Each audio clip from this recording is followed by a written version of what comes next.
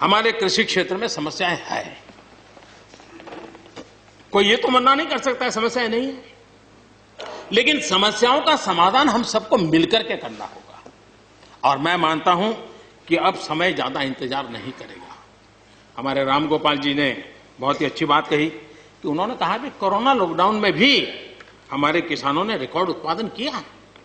सरकार ने भी बीज, खाद, सारी चीजें कोरोना काल में भी पहुंचाने में कोई कमी नहीं होने दी, कोई संकट नहीं आने दिया, और उसका सामूहिक परिणाम मिला कि देश के पास यह भंडार भरा रहा। उपज की रिकॉर्ड खरीदी भी इस कोरोना काल में ही हुई। तो मैं समझता हूं कि हमने नए नए उपाय खोज करके आगे बढ़ना होगा। और जैसा मैंने कहा, कोई भी हम कई कानून है, हर कानून में 2 साल 5 साल के बाद, कभी 2 महीने 2-3 महीने के बाद सुधार करते ही करते हैं। हम कोई स्टैटिक अवस्था में जीने वाले लोग थोड़े हैं जी। जब अच्छे सुझाव आते हैं तो अच्छे सुधार भी आते हैं, और सरकार भी अच्छे सुझावों को, और सिर्फ हमारी नहीं, हर सरकार ने अच्छे सुझावों को स्वीकार किया। यही तो लोकतंत्र की परंपरा है। और इसलिए अच्छा करने के लिए अच्छे सुझावों के साथ, अच्छे सुधारों की तैयारी के साथ हम सबको आगे बढ़ना चाहिए। मैं आप सबको निमंत्रण देता हूं, आइए हम देश को आगे ले जाने के लिए, कृषि क्षेत्र की समस्याओं का समाधान करने के लिए आंदोलनकारियों को समझाते हुए हमने देश को आगे ले जाना होगा। हो सकता है कि शायद आज नहीं तो कल जो भी यहां होगा, किसी न किसी को यह काम करना ही पड़ेगा। आज मैंने किया है, गालियां मेरे खाते में जाने दो, लेकिन इस अच्छा करने में आप जुड़ जाओ। बुरा हो मेरे खाते में, अच्छा हो आपके खाते में, आओ मिलकर के चले।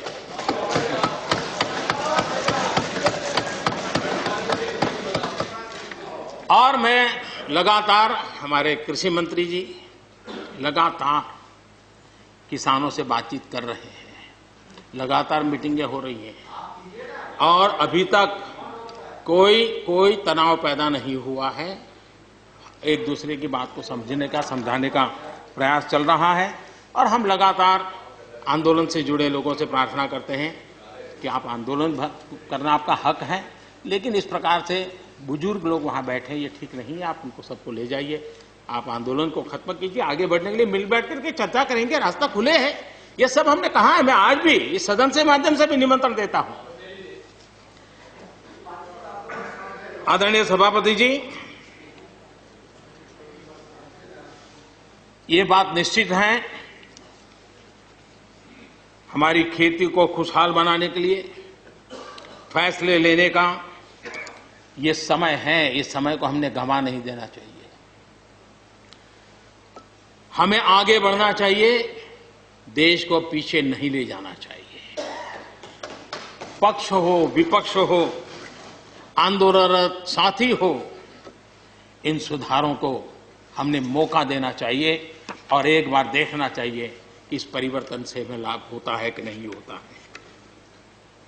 कोई कमी हो तो उसको ठीक करेंगे, और कहीं ढिलाई है तो उसको कसेंगे।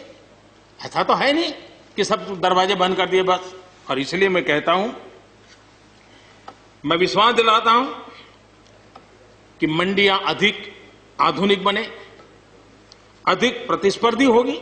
इस बार बजट में भी उसके लिए हमने प्रावधान किया है। इतना ही नहीं, एमएसपी है, एमएसपी था, एमएसपी रहेगा। इस सदन की पवित्रता समझे हम। जिन 80 करोड़ से अधिक लोगों को सस्ते में राशन दिया जाता है, वो भी कंटिन्यू रहेगा। इसलिए मेहरबानी करके भ्रम फैलाने के काम में हम न जुड़े, क्योंकि हमको देश ने एक विशिष्ट जिम्मेवारी दी है। किसानों की आय बढ़ाने के जो दूसरे उपाय हैं, उन पर भी हमें बल देने की जरूरत है। आबादी बढ़ रही है, परिवार के अंदर सदस्यों की संख्या बढ़ रही है, जमीन के टुकड़े छोटे होते जा रहे हैं। ऐसी स्थिति में हमें कुछ न कुछ ऐसा करना ही होगा ताकि किसानी पर